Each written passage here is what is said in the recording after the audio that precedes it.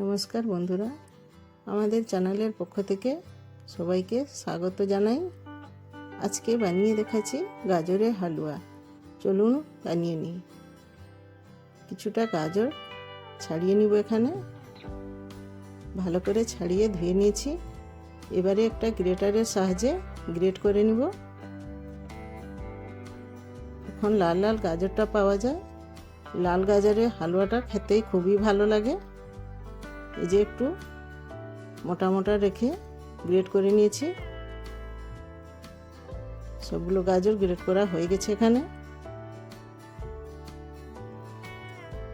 এখানে আমি 2 কেজি মতো গাজর নিয়েছি।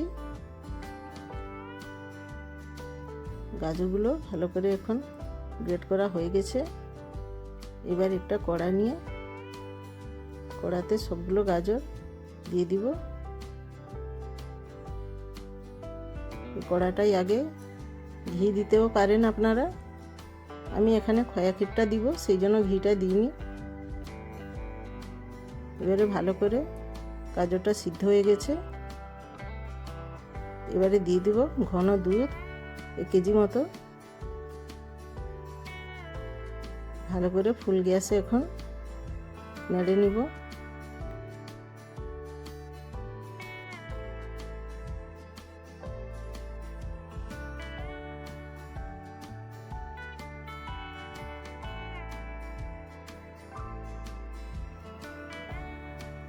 গাজরটা ভালো করে দুধে ফুটিয়ে নিয়েছি। এবার দিয়ে দিব 200 গ্রামের মতো খয়া ক্ষীর। একটা সরু গ্রেটারের সাহায্যে গ্রেট করে দিয়ে দিব। আপনারা চাইলে খয়া ক্ষীরটা বাড়াতেও পারেন, কমাতেও পারেন। এখানে আমি 2 কেজি গাজরে নিয়েছি 1.5 লিটার মতো ঘন দুধ, আর নিয়েছি 150 গ্রামের মতো খয়া ক্ষীর। এগুলো ভালো করে মিশিয়ে নিব। এই রকমভাবে ফ্লেমটায় এই স্টেপে হাই রাখতে হবে, অনবরত নাড়তে হবে। এবার মিশিয়ে নিব ভালো করে।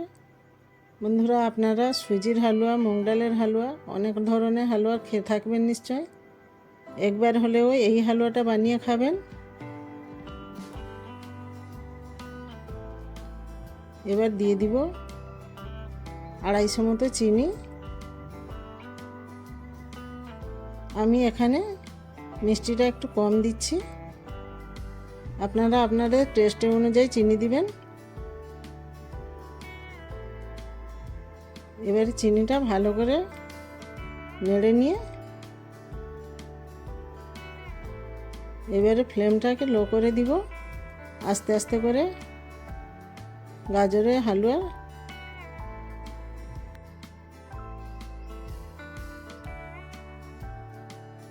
এবার চিনিটা ভালো করে মিশিয়ে নিয়েছি। এবার দিয়ে দিব কিছুটা গুঁড়ো দুধ।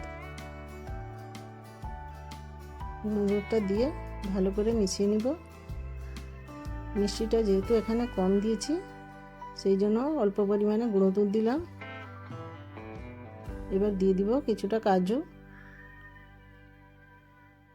ভালো করে মিশিয়ে নিয়ে নামিয়ে নিব। এবার এখানে দিয়েছিলাম ছোট এলাচের গুঁড়ো আর একটু ঘি। এটা ভিডিওতে দেখানো হয়নি। এবার রেডি হয়ে গেছে গরম গরম ধোঁয়া ওঠা গাজরের হালুয়া। এটা ডেজার্টের হিসাবে খুবই ভালো। ভিডিওটি ভালো লেগে থাকলে লাইক এবং সাবস্ক্রাইব করবেন। নমস্কার বন্ধুরা, ভালো থাকবেন।